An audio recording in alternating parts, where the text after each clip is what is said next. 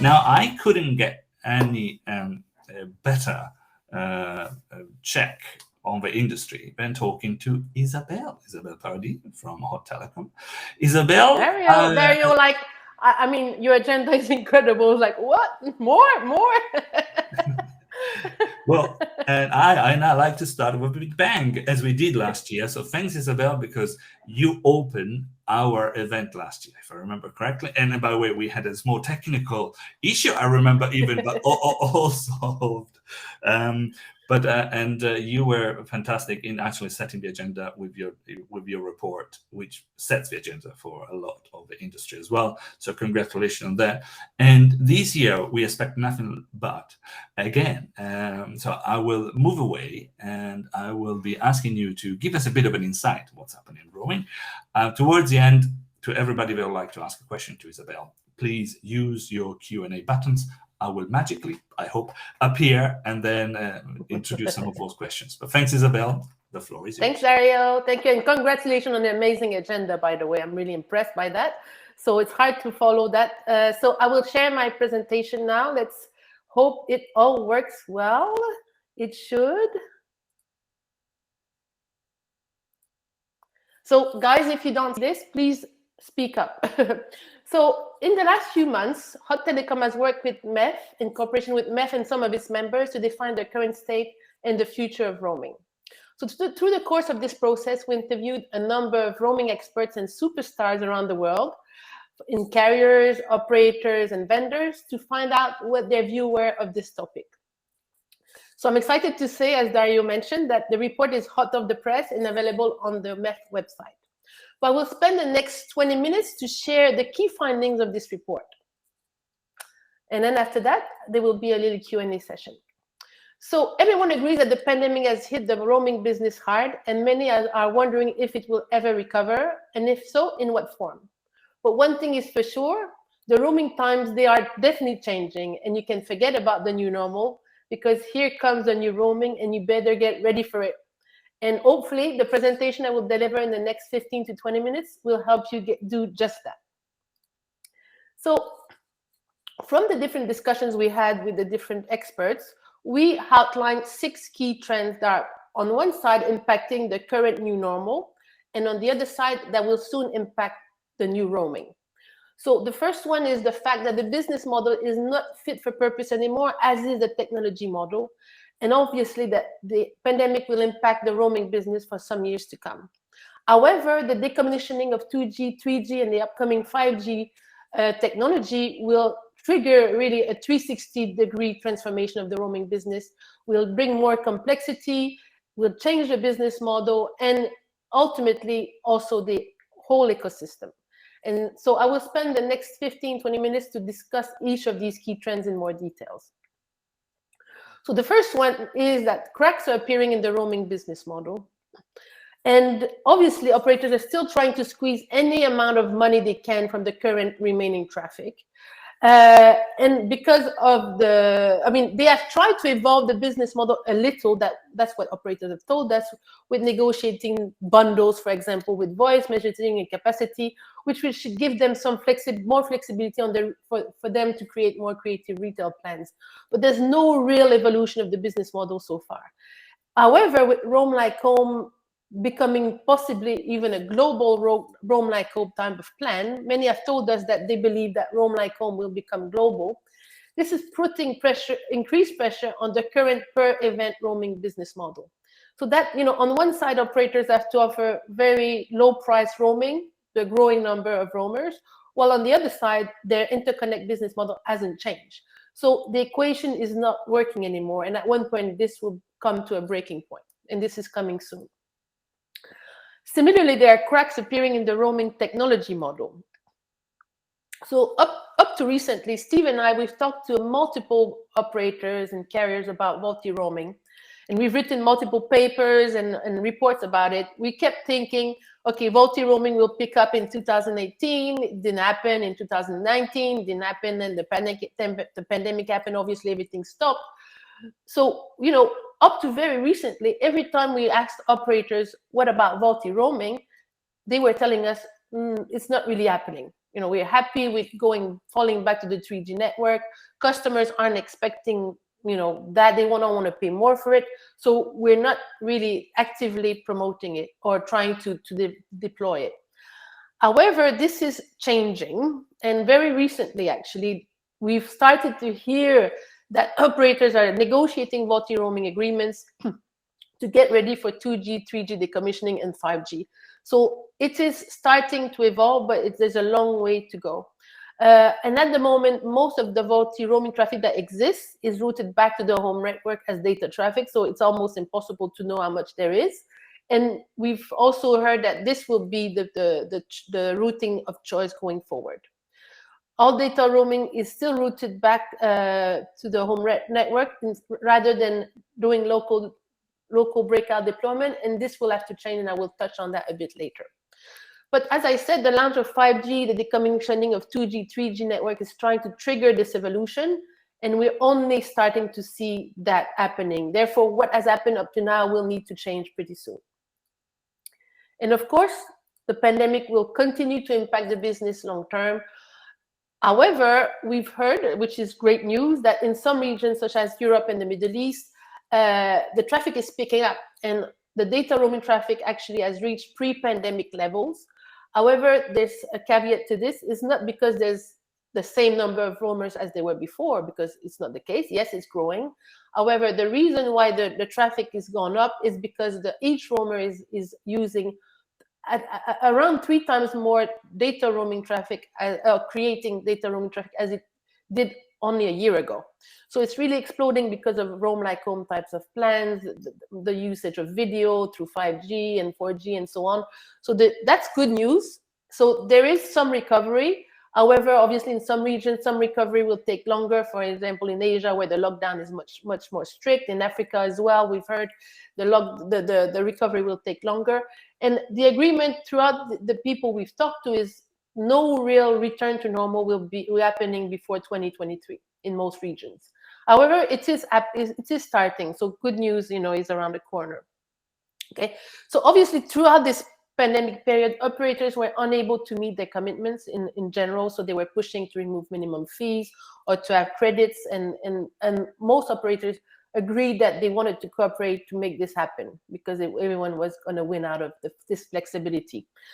And one thing that was interesting is most operators said that because there was no real roaming traffic for a period of time, it gave them visibility into something they never really had visibility into before, which is the number of permanent roamers and the IoT traffic levels, which is actually higher than they expected. So that gave them that visibility that they didn't have before. Now, if we look into actually the very near future, we have 2G, 3G network closures and launch of 5G that will start to force the migration of the roaming business model. Okay, so as I said, most up to now have delayed their migration to multi-roaming, but this is changing.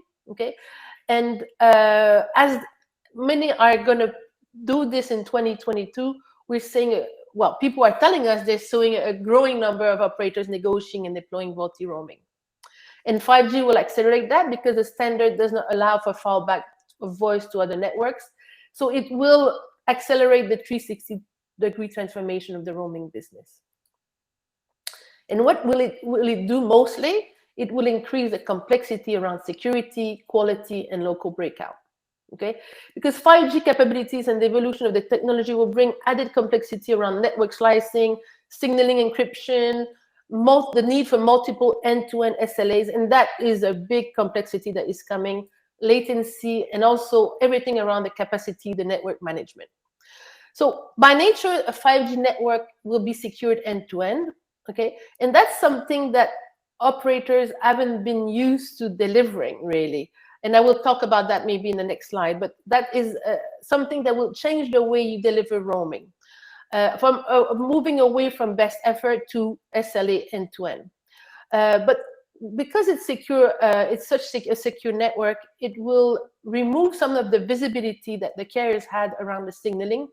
And what we've heard is that operators are worried that some of the value-added services won't be able to be delivered anymore. That the services that need the visibility of signaling, such as steering of roaming, welcome SMS, prompt to silent roamers, So there is some work to be done there to make sure that these services can continue to exist without having access to as much information around signaling.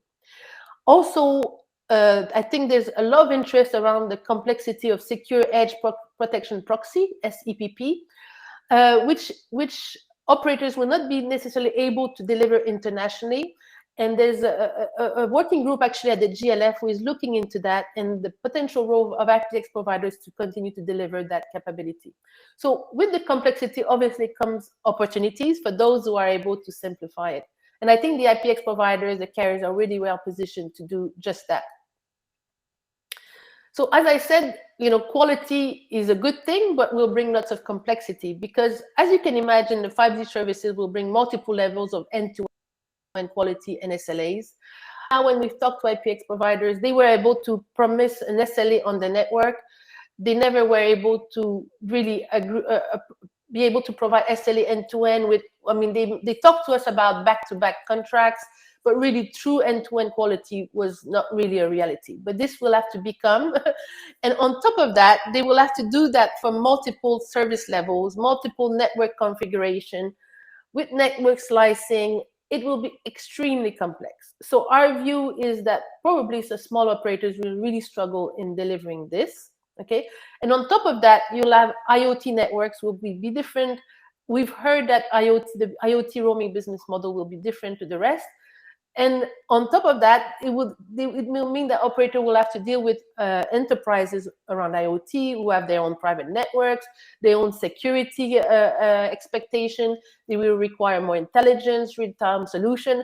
So it's all very exciting. There's a lot of opportunities, but we're not so sure that many will be able to address it. So it will obviously evolve the ecosystem, which brings me to the sixth trend, which is the evolution of the business model and the roaming ecosystem. So we expect the transformation of the business model, though, to move away from the per event, the per minute, to a data charging model. That is inevitable, so we have to be ready for it. As I said, we also anticipate a move away from best effort to SLA end-to-end by segment. And also I know I'm talking about a lot of complexity, but it is the reality.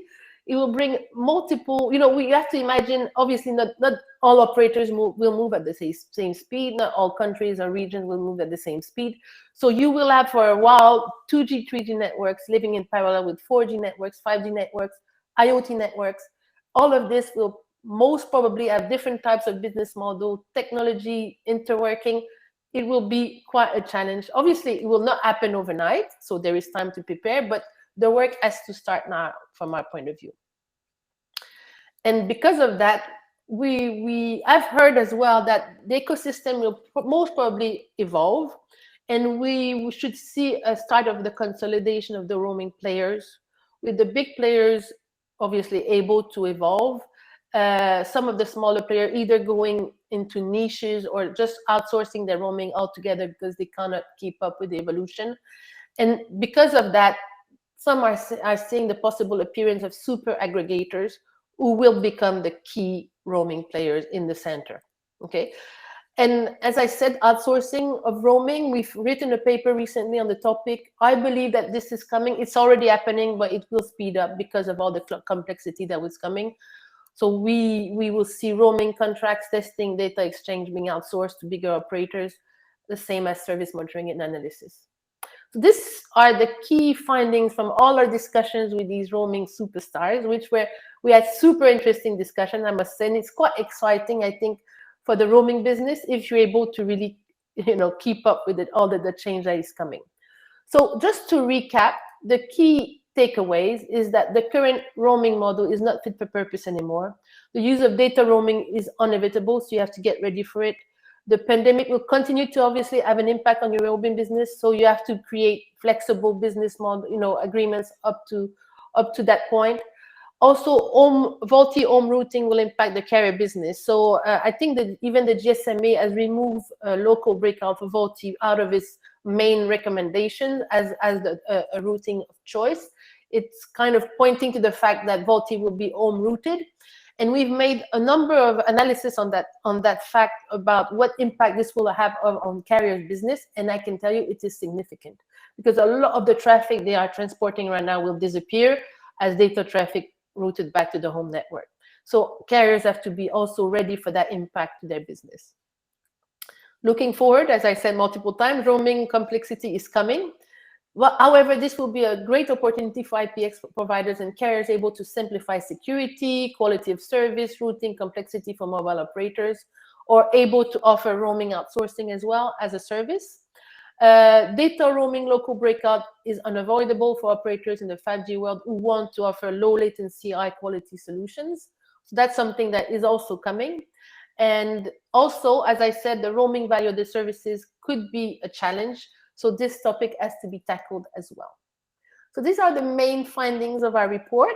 And if you want to know more, go in more detail, please get ready for the new roaming by downloading the report at the link that is there. And that's it. Thank you very much for listening. And I hope this will help you get ready for the new roaming. Lots of food for thought, Isabelle, and lots to talk about. I think they will keep us busy for next year or so. You give us enough homework to do now. But as we got you here, there are some questions. The first one I wanted just to read out from Atim Akehosu. With the rumor of return of roaming charges in some parts of Europe, will roaming be impacted negatively in the region as widely thought? I think Atim here is referring maybe to UK, which, as we know, the majority of operators have re-established for roaming now that they are outside of Brexit, outside of the European Union. So what do you think? Is that going to be negative in terms of the overall impact? Of course. Of course. I never understood. I mean, many times I talked about, long time ago, the roaming charges didn't make sense to me because it was roaming operators actually telling roaming customers to go somewhere else, kind of almost forcing them to use their competitors. So this is the same. It's coming back. I don't really understand that. So I think, of course, it will have an impact. So it seems like almost we're saying, let me get some money today, but I don't care about the business tomorrow. I mean, please OTT come and take my roaming traffic. So for me, it makes zero sense. Well, and that's somebody is challenging the view, if you want, and I got this a text on WhatsApp I received, so already the choice of technology shows, but that's an alternative one. I said, well, is Europe lagging behind because of this specific regulation? And I said, are the operators less inclined to invest in Europe right now on roaming? And that was probably referring to the fact that we're mentioning that we have seen in other markets a bit more of a VoLTE approach, or a 5G even, and look at roaming as more of an interest in markets. And it looks like in Europe things are quieter, much quieter. Is that true? I don't know, actually. A good question. I wouldn't know. I don't think so. Maybe because of home like home has been instilled for a while. Maybe the European market thinks it's where it's at and it doesn't need to evolve anymore. But I mean, talking to carriers, as I said, only very recently we've heard that VoLTE roaming will add traction. And it came from the US. Obviously, the US operators are pushing it more and more. So that evolution came from there. We heard it less from the European operator, but as I said, very recently, we've heard a different story. Okay. Actually, in the last few weeks. So I think they're really getting busy to develop VoLTE, and they obviously have to do it in Europe as well. Exactly. And I should mention, yesterday I was listening to your panel where you had not one but six. I was struggling. Exactly. With 6 people, and I think there's some major results coming out of that. I mean, you can see that there is even in Europe, back to the question, there might be different Europes and different companies, and some of them are really investing heavily on the roaming as well. So I agree. Let me see the next question, which I think is from Caetano Pessoa. Considering the IoT roaming opportunity, do you think the number of agreements tend to increase, i.e. multiple IoT segments from multiple enterprises, different services, etc.? How does this fit with the trend of consolidation of roaming players? So on one side, we separated the different solutions, but you're saying, be careful, the super aggregators, I wrote it down, are coming. I don't think many people will be able to offer a full-blown roaming IoT offering. I think the big groups, they have both retail and wholesale, and they have they can cover some of the whole value chain, such, for example, Vodafone and Telefonica, some of these players. So I think they will cover most of the IoT space in the end-to-end. But they will be smaller players, of course. As I said, some of the smaller operators will go after niche IoT opportunities, of course, as will enterprise players. But I think overall, not that many people will be able to do that. Overall, the big players will take the chunk of the market, with some of the niche players obviously playing. It's a bit like the wholesale business. We've been saying it's going to consolidate for a long time. Hasn't happened, but I think it will end up with probably 10 big players and smaller niche players underneath. But the whole ecosystem, will not exist with thousands and thousands of wholesalers. So the same will happen with IoT. I don't think that many carriers or operators will be able to address IoT properly. It's very complex. So much of it. I was listening to your presentation, and partly because what we've seen, and not without roaming, but without traffic, international travelers, we've seen how important is the IoT roaming, which is nothing but it's not even roaming. The mechanics, everything is, permanent roaming doesn't qualify as roaming really, but that's huge already in some markets, give or take. We were trying to get numbers, obviously, out of these people. They're not very generous with their numbers because we were quite curious to say, is it 10%? Is it 20%? But yeah, we didn't torture them hard enough to get the numbers of the level of IoT roaming traffic that existed. And we might have some, we can give you some names of people that have been semi-officially sharing something with us. But on a serious point, so is IoT really going to break out of roaming? Should we treat these as a different category of services with different SLAs and different quality we're looking for? Or are we just leaving it into roaming because it's where it kind of found a home and we'll leave it aside? Well, I'm not an IoT expert, but what I was told is there will be three models of IoT roaming. Okay, one is mobile broadband model, which is 4G+. Then you have URLLCC, which will address the real-time apps, and then you have massive IoT, we will address the billions of IoT devices. So just that tells me, yes, there is a need for a specific IoT offering. And the people we talked to said there will be a different IoT business model. So maybe it will be roaming, voice messaging and data, and then there'll be IoT, two different categories, dealt differently, different networks. Because I remember in the past, I talked to many IPX providers about their IPX network, which was perfect for an IoT network. Only a few developed a separate IPX network for IoT. But I think going forward, that will change, and that will have to change. And yes, I think it will be, again, the future is what it will be, but it looks like it will be a separate category on its own with multiple networks, multiple service levels, multiple business models. And then you'll have the voice messaging and data roaming, which will be dealt differently. But I may be wrong, but that's kind of what I've heard from the people I've talked to who are really looking to the evolution of IoT roaming. But it's early days, it will take years for to get to where it needs to get to.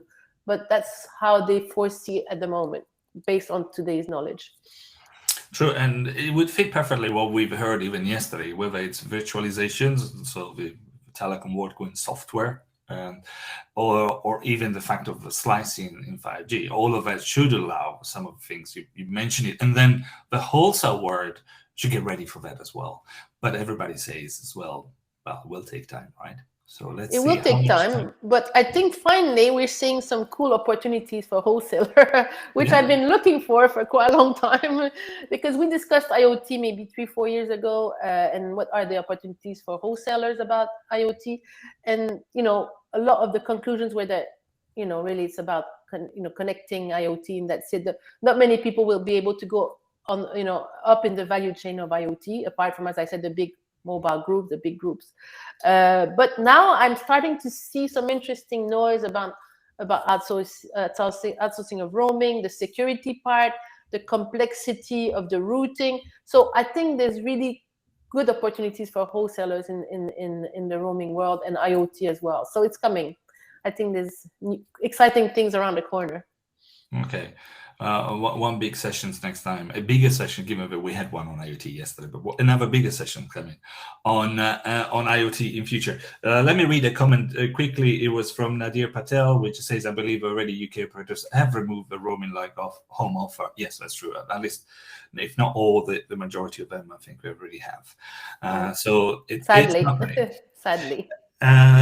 Tell me, because you already volunteer, I was going to ask you something, and I thought I was going to be cheeky in asking that, and instead you staged that straight away. I was going to say, well, you talk about the super aggregators for roaming, the super roaming wholesaler emerging, and you already mentioned two names, if I'm not mistaken, which is Vodafone and Telefonica.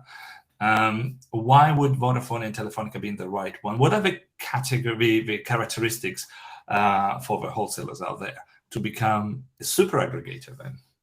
Well, obviously reach. They have to have the network, global networks. They have to have people in multiple areas, because some of that is to deliver the agreements in local markets. That's another thing. And all this, so the agreements that they have, the number of agreements, the network exposure, the people that they have, but also the quality, the systems, because I often talk about, to my customers about white labeling, and a lot of them are interested, but it's not that, you can't become a white labeler, is that how we say it? A white label offerer. The systems behind it is very complex. So not many people will be able to do that because of that. And the systems necessary, the evolution as well. So having the money, the people, the knowledge to evolve at a rapid pace, not many people will be able to do that. So obviously bigger companies who have multiple network reach and people in market will be able to offer such a service. So it's multifaceted, really. Not many people will be able to do that. Again, we do have some homework to go and check and do. As we expected. I've got a comment from Julian Watson. Hello, Julian. I think it says, I think on the IoT front, the connectivity management vendors are working to facilitate IoT roaming, and gives some examples, which I read out. Qubit Telecom as a global SIM, or Flow Live as a local IMSI. So again, so much more is happening in the world of IoT, and yes. We will. And I'm not an IoT expert, by the way. I never pretended I was. But I think it's a really interesting topic. A lot is going on. And then when we were at GSMA in June, almost the whole show was about two things, really: cloud and IoT. That's all you were hearing about. So finally, we're at that point where IoT is picking up, and I'm quite excited about it, because I've been wanting to, I've been looking into that for a long time. But that's how we were hearing cloud and IoT. So it's happening.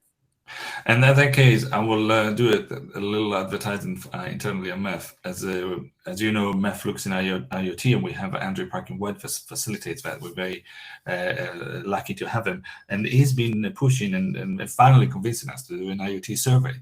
And is interesting, and that's coming out, I think, this week. But it's incredible what the insight you get from talking to the enterprises. And there is a survey, but there's also in-depth analysis. And I think on both of them, stay tuned, I would say, because the IoT discussions, as you were saying, is very important. Understanding the customer and the technology seems to be very important.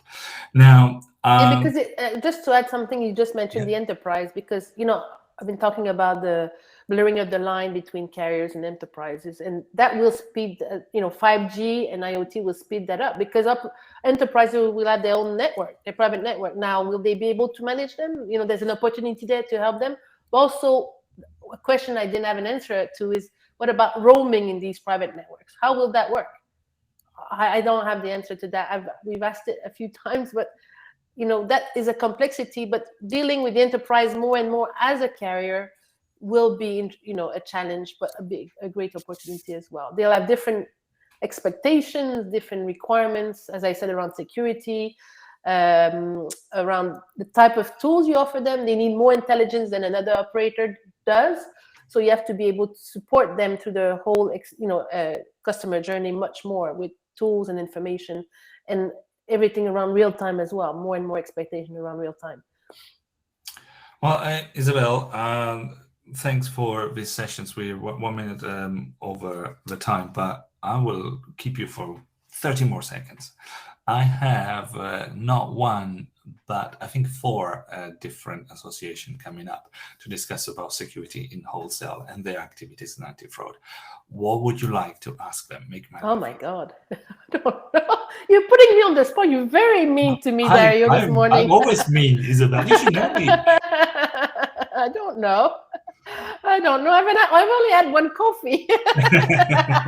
Well, okay, we'll give you time. In that case. Okay, I'll think about it and I'll write my little question on the. And what people cannot say is that people, Anurag, which is going to join us later, a question from Isabelle. Oh, that's going to be a tough one. Yes, so I think they're all happy not to have your question yet. It's coming. It's coming. Okay, you've challenged me now. I'm never going to step down from a challenge. Well, perfect. And thank you very much, Isabelle. Thanks for today. And to everybody, go and download the report on the future of roaming from Hot Telecom. Isabelle, Paradis, thank you. Thank you. I'm going to go and think of my question now. Bye, guys.